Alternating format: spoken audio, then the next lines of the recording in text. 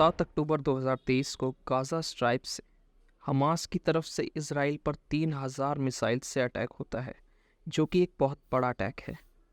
इसके अलावा करीब 2500 पैलेस्टीनियन मिलिटेंट्स ने गाज़ा इजराइल की बैरियर को तोड़ के इजरायली सिविलियंस पर अटैक करके उन्हें मार दिया। उस अटैक में 1400 इजरायली मारे गए और जिसमें से 8000 इजराइल की वुटेज के निवासी थे। हमास मिलिटेंट्स ने रियम म्यूज़िक फेस्टिवल पर भी अटैक किया, जिसमें 260 लोग मारे गए और उन्होंने कई लोगों को होस्टेज बना लिया, जिसमें महिलाएं और बच्चे भी शामिल थे। इस अटैक को हमास ने नाम दिया है अल अक्सा स्टॉर्म, जिसको शुरू किया Mohammed Deif, leader of the Hamas military wing. Hamas के इस अटैक से इजराइल ने भी जवाबी कार्रवाई करते हुए गाज़ा स्ट्राइप पर अटैक किया। इजराइल और पैलेस्टीन की इस वॉर में इजराइल का पलड़ा ज़्यादा भारी दिख रहा है, जिससे पैलेस्टीन को बहुत नुकसान हो रहा है। पैलेस्टीन के सिविलियन गाज़ा छोड़कर अरब देशों की तरफ जा रहे हैं। अजीब बात तो ये है कि पैलेस्टीन का समर्थन करने वाले ईरान और बाकी अरब देश पैलेस्टीनियन रेफ्यूजीज को शरण देने से साफ मना कर रहे हैं।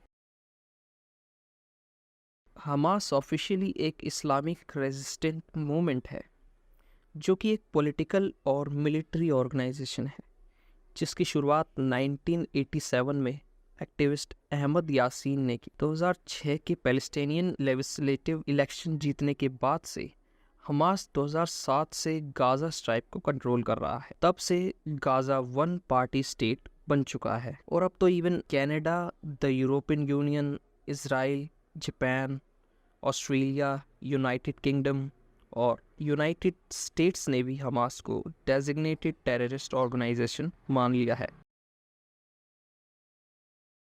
2011 में इजराइल की एरोस्पेस इंडस्ट्री ने आयरन डोम नाम के एक एयर डिफेंस सिस्टम को बनाया, जो अटैक की गई शॉर्ट एयर मिसाइल्स को मिड एयर ही डिस्ट्रॉय कर देता है। दरअसल आयरन डोम के 3 मेन कंपोनेंट हैं: रेडार सिस्टम, कमांड सिस्टम और मिसाइल लॉन्च। जब भी गाज़ा स्ट्राइप से मिसाइल लॉन्च होता है तो ये आयरन डोम मिसाइल डिटेक्ट करके उन मिसाइल्स पर काउंटर मिसाइल छोड़ता है, जो कि अटैक की गई मिसाइल को मिड एयर ही डिस्ट्रॉय कर देता है, जिससे नुकसान कम होता है। 2012 में इजराइल की गाज़ा के अगेंस्ट जो वॉर हुई, उसमें आयरन डोम एक वरदान साबित हुआ, जिसने 85% शॉर्ट एयर मिसाइल्स को इजराइल से सेव किया था। इस वॉर से वर्ल्ड 2 हिस्सों में बट गया है, जैसे United States, India, the United Kingdom, Australia, France, Canada और पोलैंड जैसी कंट्रीज इजराइल को सपोर्ट कर रही हैं।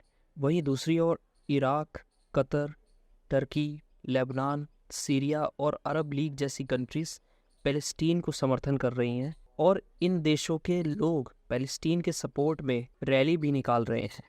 अब आगे देखना तो ये है कि ये वॉर कहाँ जाकर रुकेगी। क्या ये एक समझौते पर रोक दी जाएगी या फिर रशिया और यूक्रेन की तरह एक बड़ी लड़ाई बन जाएगी।